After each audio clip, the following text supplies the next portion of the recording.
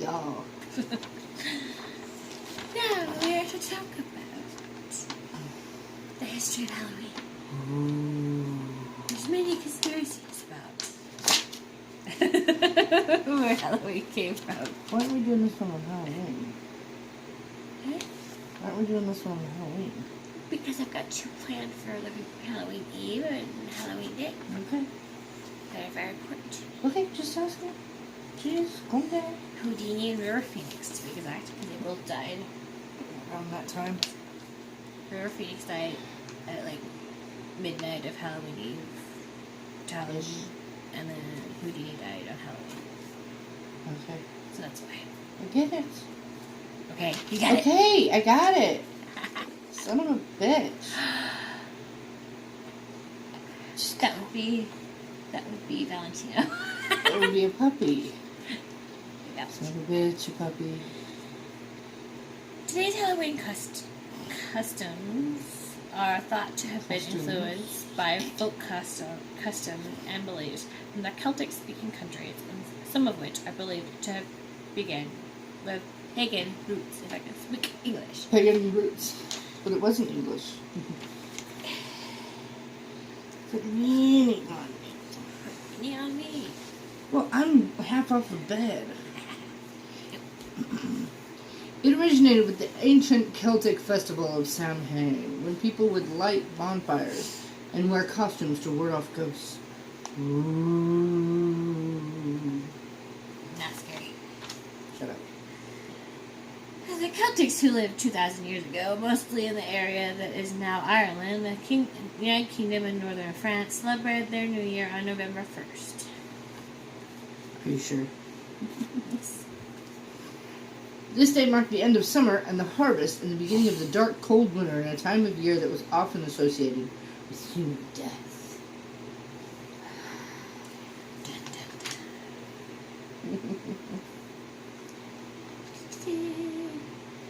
Celtics believe that on the night before the New Year, the boundary between the worlds of the living and the dead became blurred. I call it the veil, and most people do. What's the veil? The veil becomes dead.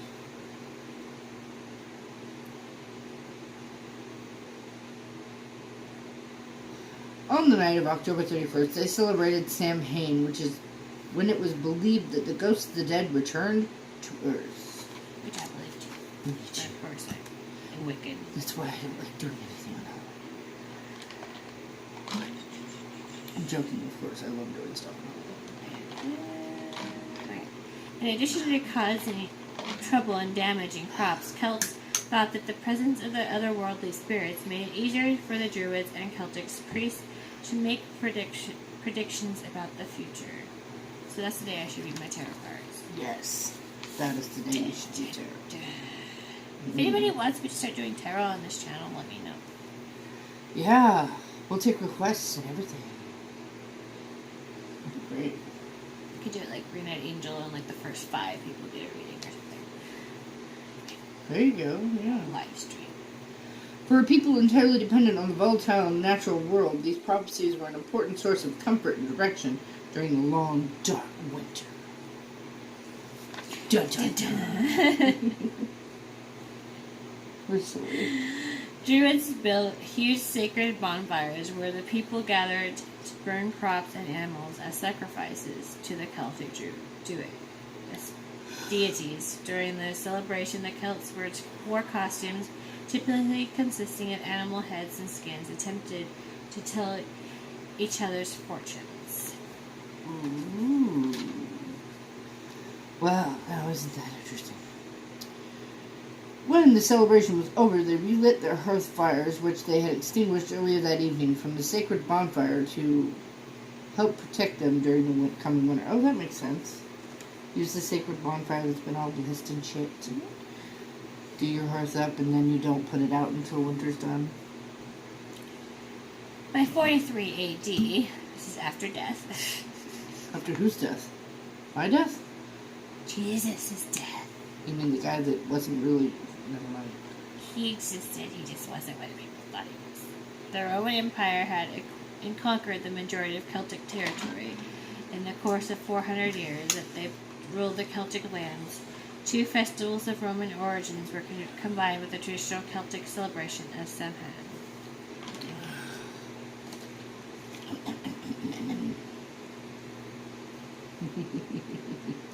The first was Feralia, a day in late October when the Romans traditionally commemorated the passing of the dead. The second was a day to honor Pomona, the Roman goddess of fruit and trees. I couldn't say that with a sinister voice. Fruit and trees. Symbol of Pomona is the apple, and the incorporation of this celebration into Samhain probably explains the tradition of bobbing for apples that is practiced today in Halloween. So it seems like something kind of dark combined with something light. I'm kind of confused. But okay. That's because it started out dark and then became something light. No, I'm talking about a different. Oh. Because she seems like the goddess. Fruit and trees. On May 13th, 609 AD, after death, Pope Boniface IV dedicated the Pantheon in Rome in honor of all Christian martyrs, and the Catholic feast of All Martyrs' Day was established in the Western Church. All Martyrs' Day. Do you know what a martyr is? You asking me or you asking them? I don't know what a martyr is. Can you explain to them what a martyr is? A martyr is essentially someone who has died for a cause. Like, been murdered for a cause. Like, Jesus was considered a Christian martyr. Where are you? Well, I just read... That's right. Okay, so you're on by 9th century. By the 9th century, the influence of Christianity had spread into Celtic lands because they can't leave well enough alone. Right. Where it gradually blended with and supplemented older Celtic rites. In 2000 AD, the church made November 2nd All Souls Day to honor the dead. Dun dun dun. Oh, wait, that's not as much. It's widely believed today that the church was attempting to replace the Celtic Festival of the Dead with a related church-sanctioned holiday. Like I said, because they can't leave well enough alone. Can't come up with their own shit. They gotta take from other people and make it seem like it was their shit all Including along. Easter, including other other holidays. Yeah. And they're not considered a cult. Shit. It's widely believed today that the church was attempting to replace the... Oh, wait, you read that. All Souls Day was celebrated similarly to Samhain, with big bonfires, parades, and dressing up in costumes as saints, angels, and devils. Ooh. I'm surprised they let them dress in anything but angels. Must only be saints and angels. The All Saints' Day celebration was also called All Hallows or All Hallowmas. From Middle Eastern Al Hallowmas, meaning All Saints' Day, and the night before it, the traditional night of Samhain in the Celtic religion, began to be called All Hallows' Eve, and eventually Halloween. Halloween. In the 8th century, Pope Gregory III designated November 1st as a time to honor all saints. Soon, All Saints' Day incorporated some of the traditions of Samhain. What she said.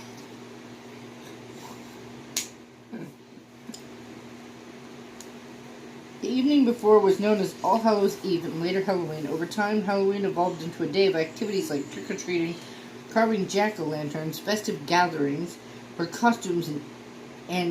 costumes and eating sweet treats. All things sound really yummy right now. Not everything sounds yummy to me right now. The celebration of Halloween is extremely limited in colonial New England, of course. Because of the rigid Protestant belief system there, Halloween was much more common in Maryland, and the southern colonies. Wow, the South. Whoa. What now? I'm not sure I agree with that. I'm joking. Alright, let's see what's next here. As the beliefs and customs of different European ethnic groups and the American Indians meshed, a distinctively American version of Halloween began to emerge.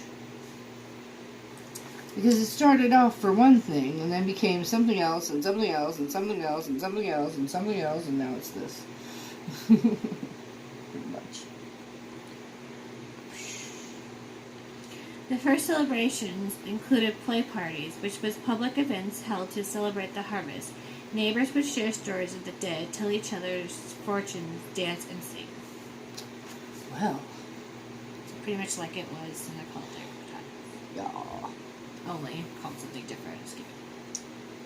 Colonial Halloween festivities also featured the telling of ghost stories and mischief-making of all kinds. Me too.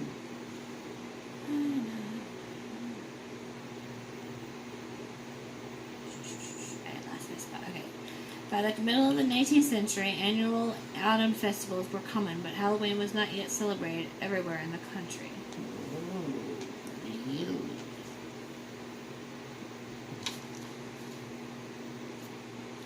In the second half of the 19th century, America was flooded with new immigrants. These new immigrants, especially the millions of Irish fleeing the Irish potato famine, helped to popularize the celebration of Halloween nationally. See, immigrants from where? Ireland. And what are those? White people! But, like I said in the other video, according to Trump, only Mexicans are the ones taking over the world. Irish are from Ireland, which is white people. Sorry. English people Kind of a took over lands what's it of called? Native Americans. Pressure point for me. It bothers me. Seriously. Borrowing from European traditions, Americans began to dress up in costumes and go house to house asking for food or money, a practice that eventually became today's trick-or-treat tradition. I wish I could go around and ask for money. I would have trick-or-treated till the day I died. Next, we should have been born during the time when you could ask for food and money. Yeah. Who wants candy? I want food. I'm hungry. May I have a pence? I need $2. I just need $2. So if you could just give me 50 cents. You made shilling. Jeez. I can't help it. She's being weird again.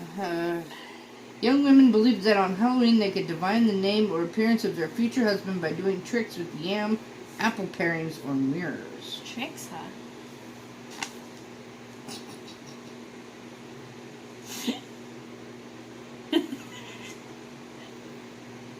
She's dirty, y'all. Oh, where are you? At the very top. Okay.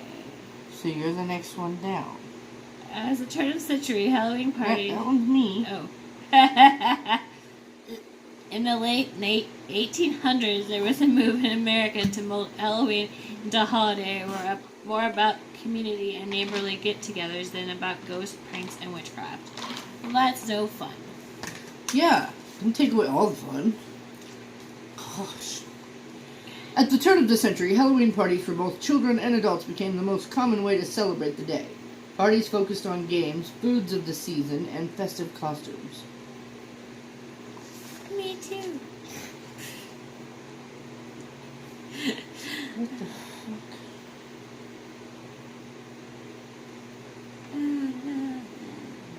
Parents were encouraged by newspapers and community leaders to take anything frightening or grotesque, whatever, out of Halloween celebrations. Because of these efforts, Halloween lost most of its superstitions and religious overtones by the beginning of the 20th century. No, really? I like the grotesque. Grotesque. Grotesque. Learn to read, my love. Learn to read. You know I'm just playing. Many of these obsolete rituals focused on the future instead of the past and the living instead of the dead. Again, no fun! Halloween is about the dead people.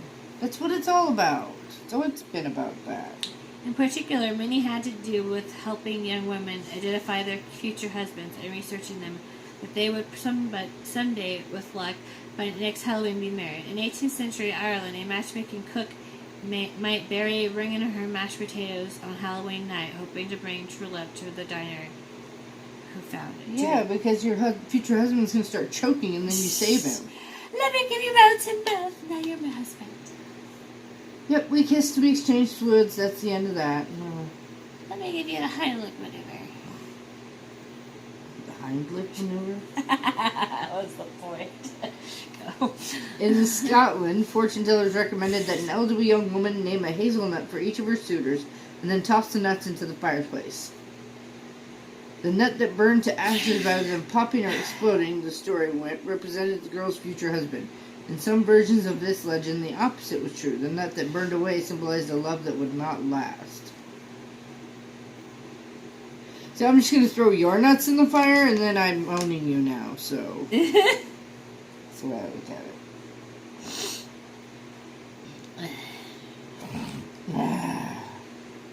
Another tale had it that if a young woman ate a sugary concoction made out of walnuts, hazelnuts, and nutmeg every before bed on Halloween night, she would dream about her future husband. Probably because she's high on nutmeg. Or other things. Just do a line of Coke and woo! I'll never sleep again! Sorry. She had a dream of it. Young women tossed apple peels over their shoulders, hoping that the peels would fall on the floor in the shape of their future husband's initials. Tried to learn about their futures by peering at egg yolks floating in a bowl of water, and stood in front of mirrors in darkened rooms holding candles and looking over their shoulders for their future husband's face. Babe, go get the apple peels. I want to see if your initials get into the apple peels. Other rituals were more competitive. At some Halloween parties, the first guest to find a burr on a chestnut hunt would be the first to marry it. At others, the first successful apple bobber would be the first down the aisle. And now it's if you catch the bouquet at somebody's wedding, then you're going to be married next. Jeez Louise. Of course, whether we're asking for romantic advice or trying to avoid 7 years of bad luck, each one of these Halloween superstitions relies on the goodwill of the very same spirits whose presence the early Celts felt so keenly.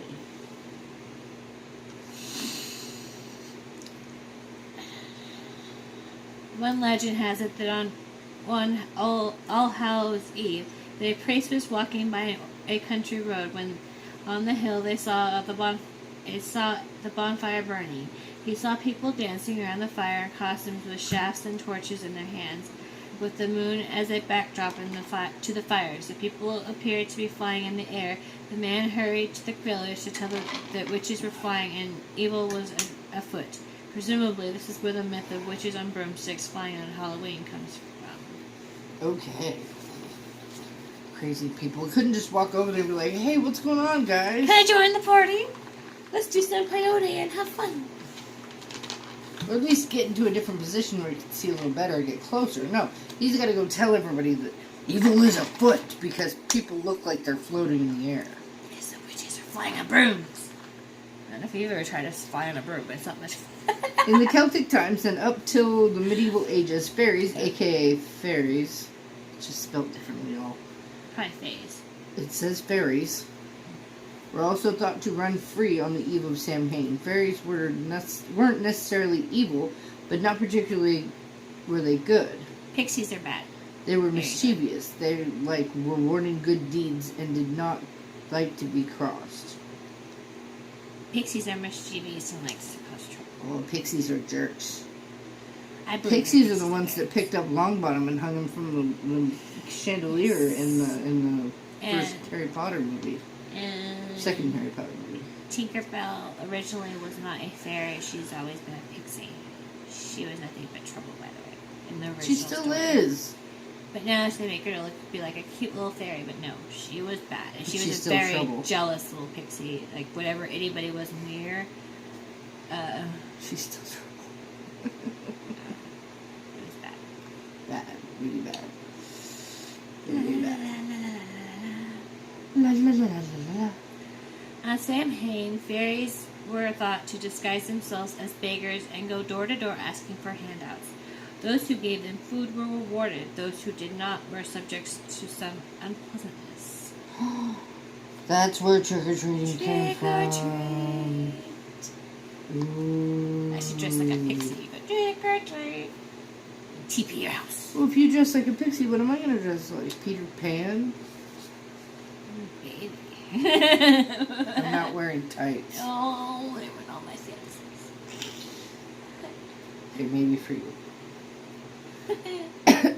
In medieval times, one popular All Saints' Day practice was to make soul cakes, simple bread desserts with a currant topping.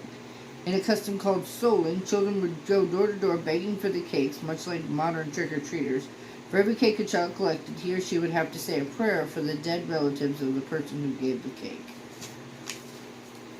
What does it come with? A little piece of paper that says, you know, Please pray for Billy Bob.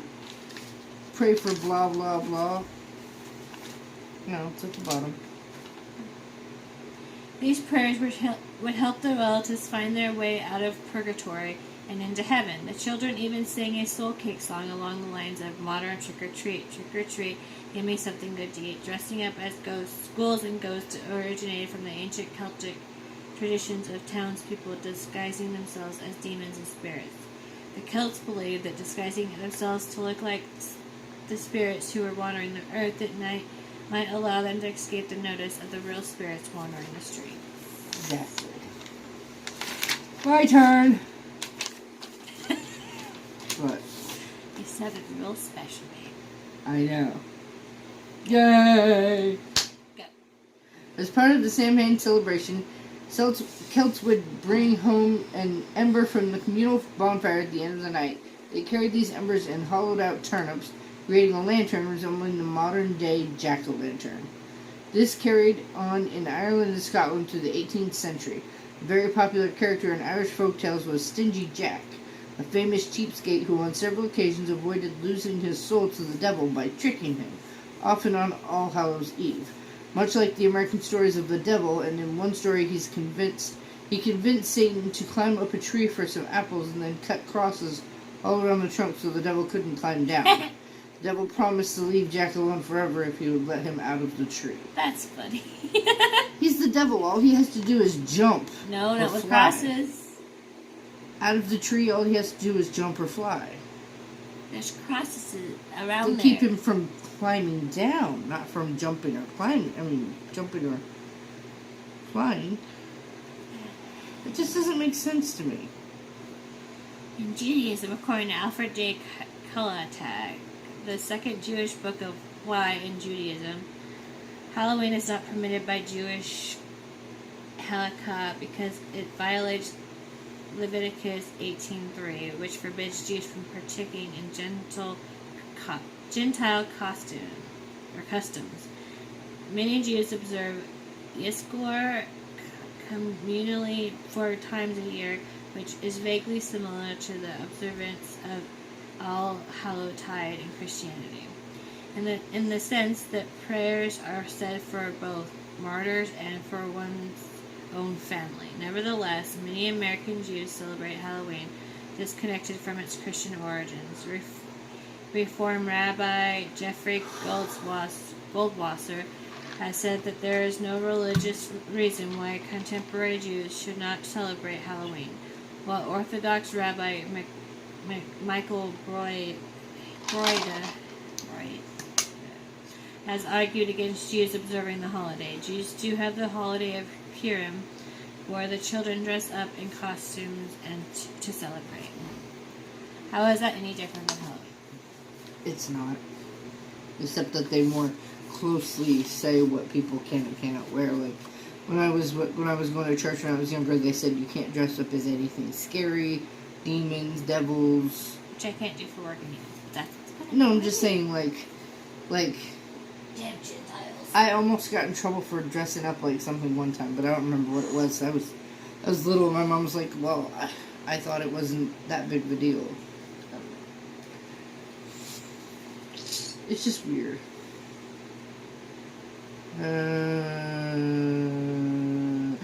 Traditional jack-o'-lanterns, hollowed-out turnips with embers or candles inside, became a very popular Halloween decoration in Ireland and Scotland a few hundred years ago. Folk tradition held that they would ward off Stingy Jack and other spirits on Halloween, and they also served as representatives of the souls of the dead. Irish families who immigrated to America brought the tradition with them, but they replaced the turnips with the more plentiful pumpkins. As it turns out, pumpkins were easier to carve than turnips. People began to cut frightening faces and other elaborate designs into their jack-o'-lanterns. If you have ever tried to cut up a turnip, it isn't that much. It's really hard to do. You have to have like a butcher knife just to get through. Those things are thick and they are hard on the inside. They are. Did I read the wrong one? Judaism. I read the wrong one. What are you talking about? I read that one. You read that one earlier? Well, then you better read that one. More about Jack. When Jack eventually died, he was turned away from heaven due to his life of sin. But in keeping with this agreement, the devil wouldn't take Jack either. He was cursed to travel forever as a spirit in limbo.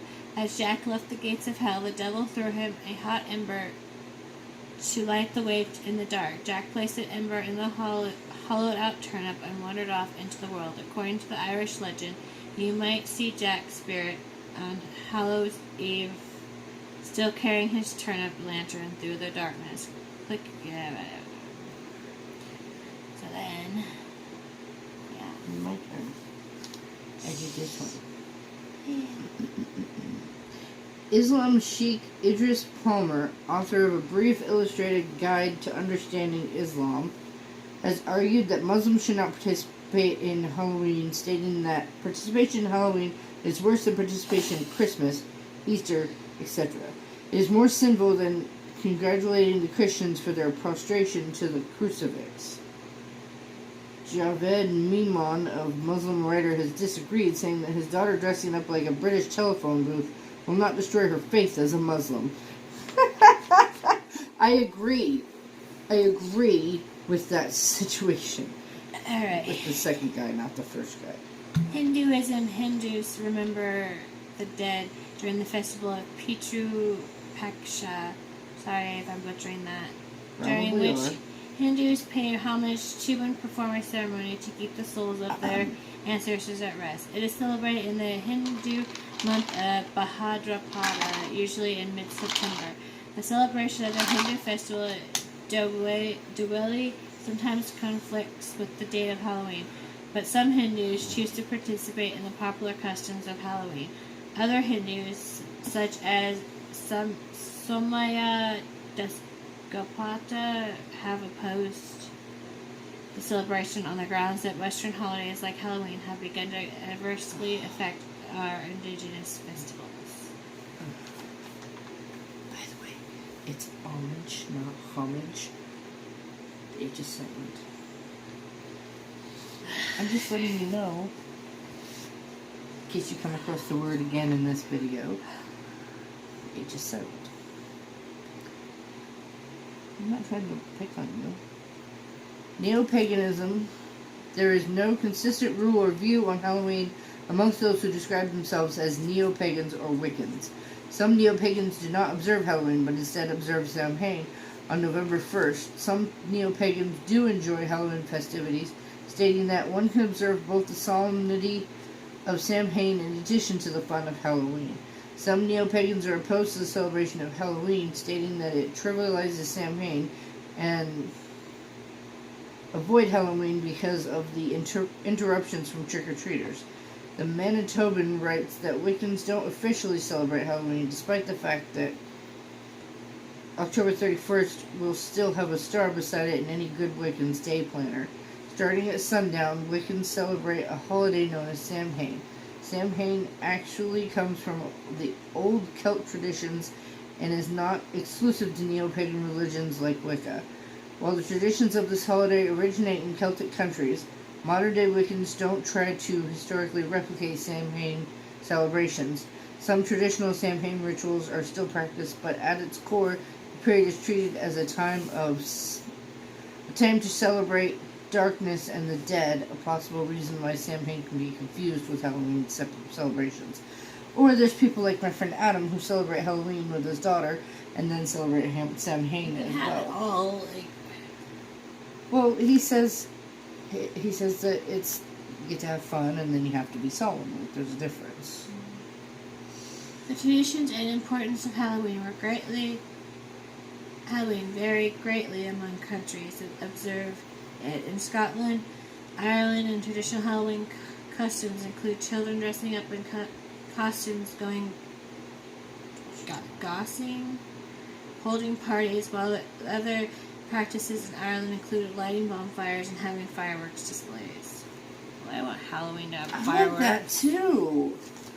All orange and black and shit. How would you see the black ones in the dark?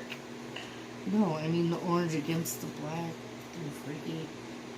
Seriously. In Britain, children would play practical jokes by setting candles inside skulls and graveyards to frighten visitors. I want to do that. That'd be awesome.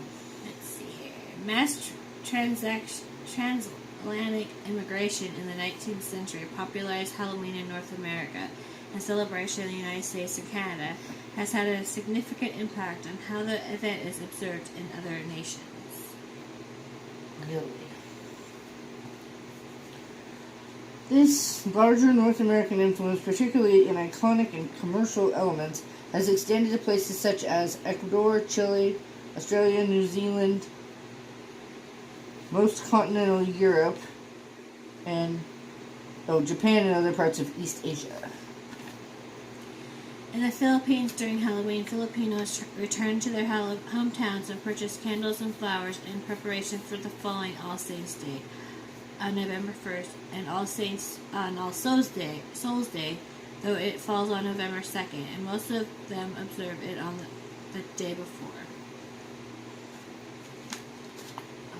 In Mexico and Latin America in general, it is referred to as Dia de Muertos, which translates in English to Day of the Dead.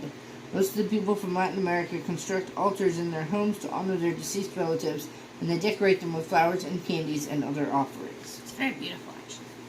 Yeah, you should watch a movie. That's where you get the sugar skulls and stuff. What movie is that called? I can't remember what it's called. Remember it was on at the doctor's office, and I was like, oh yeah, what the hell's that called?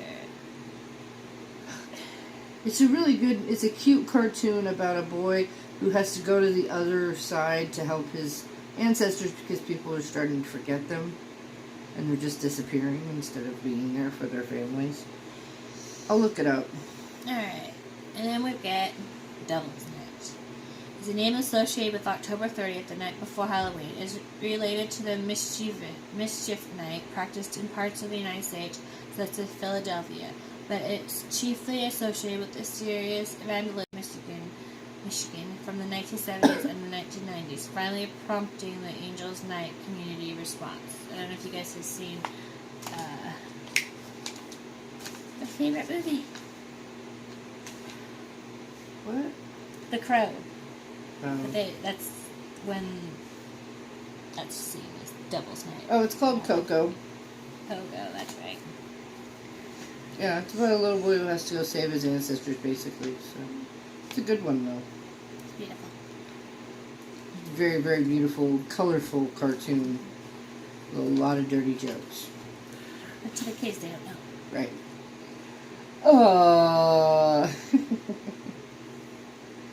Got it.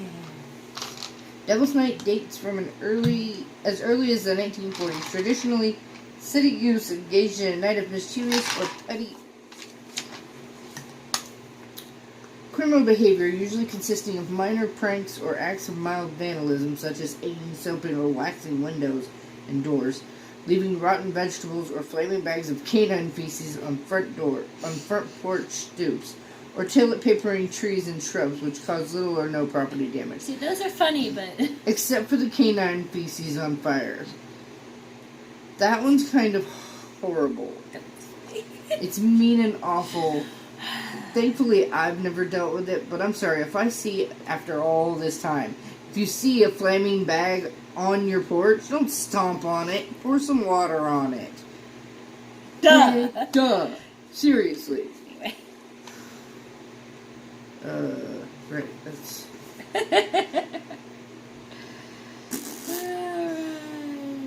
However, in the early 1970s, the vandalism escalated to more destructive acts, such as arson. This primarily took place in the inner city, but surrounding suburbs were often affected as well. See, that's a bunch of crap. TP a house. Even egging isn't that bad, even though it stinks a lot. But don't cause fires that could ruin people's lives. And yours, to be honest.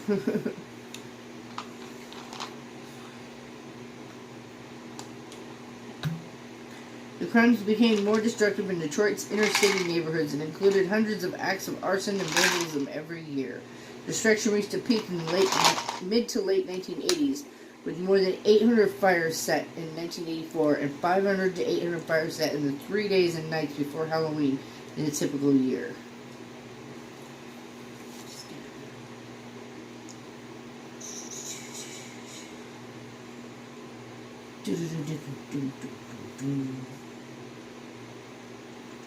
Okay.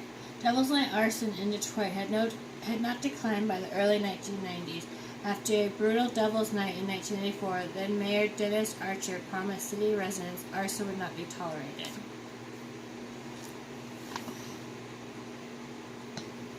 In 1995, Detroit city officials organized and created Angels Night on and around April 29th to 31st. Each year, as many as 50,000 volunteers gathered to patrol neighborhoods in the city. Many volunteers kept a high profile patrolling neighborhood with magnetic mount flashing amber beacons on their personal vehicles, along with communicating with command centers via CB radios or by cellular phones to report any suspicious activity. You can't arrest them, but you can scream at them and hope they'll stop. Incidences of arson and other crimes declined, a success largely attributed to the Angels Night volunteers. The drop in reported fires for the year 2008 was credited to the Angels Night program. Same year, 35,000 signed up to volunteer in the city, according to Daniel Sharon, a spokesperson for Detroit Mayor Ken Cockrell Jr. As a result of the efforts, fires plunged to nearly ordinary levels in the first decade of the 21st century.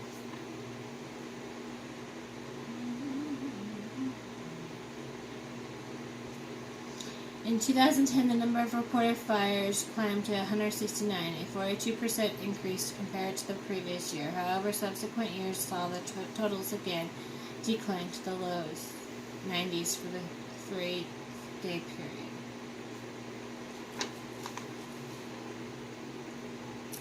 This average of about 32 fires per day is somewhat higher than the expected 26 fires per day through the year. 26 fires per day. Per day. Not per year, per week, per month, per day. 2015 saw the lowest recorded number of fires, with only 52 fires recorded and only 24 considered possible arson. That is still a lot. That's 9. Oh. Okay, no, we're almost done. No. In 2018, formal support of Angels Night was ended with city resources being instead allocated to host neighborhood Halloween parties. Devil's Night 2018 recorded a total of 5 structure fires, with only 4 on the night before. See, now that makes more sense. Distract the shitheads that are supposed to be doing it. But it would normally do it. In the 2010s, the decline of Devil's Night fires has coincided with the rise in similar arsons on the nights surrounding the July 4th Independence Day holiday. So they're still doing stupid shit on Independence Day. But of course, that's because they're shooting at fireworks that they shouldn't be shooting at. People are gonna do shit no matter what. Most of them don't even care if they get in trouble. The Crow is a good movie. It kind of talks about Devil's Night and stupid hooligans. Yep. I hope that was educational. It was. Even I learned some stuff, and I knew some of that stuff. And I consider myself Wiccan, so I kind of celebrate both. I'm just getting back into being Wiccan, so I've always celebrated Halloween, but not Samhain. So They kind of tie in together. I mean, that Halloween night, you're trick or treating and you're celebrating. Well, the next day is the same as Samhain, so like. basically, you're a candy hungover, so you need to be quiet. Just a day of relaxation and meditation, and remembering your people that passed. Yep. Just remember, the veil is thin, though, people. Very thin. Don't fuck with Ouija boards. Oh, don't fuck with Ouija boards either. If I have to, I'll do a whole video of Ouija boards. It's ridiculousness. Most people don't know how to close it properly. If you don't know what you're doing, don't mess with it. Exactly. Anyways, like and subscribe, share. We love doing these for you, so, you know. How do you celebrate Halloween? I know there's different traditions in every state, different country, and every place in the world, so let me know how you guys celebrate Halloween. I always went trick-or-treating in the ritzy part of town. My mom would drive us around. We dress up. I dress up for work usually, too. What you? Oh, yeah, so, same, pretty much. Mom would take us to the rich neighborhoods first, and then the cheap neighborhoods later, because they usually had more candy, but it was crappy candy. Oh, my grandmother's birthday's on Halloween, so... I love dressing up for work, though. So we'd go through and go there after trick-or-treating and have pizza with the family. You know. I was really mad because actually I didn't have to work on Halloween most years. I do this year. So I ended up having to, like, dress up just for the trick-or-treaters, which for me wasn't enough because I wanted to show off to everybody this awesome costume. So yeah, she said, I'm working night shift, and I'm like... Well, I guess I'll still dress up because we're having a contest, I guess, so I have to go through, but I think I'm going to go kind of disco. Disco. That outfit.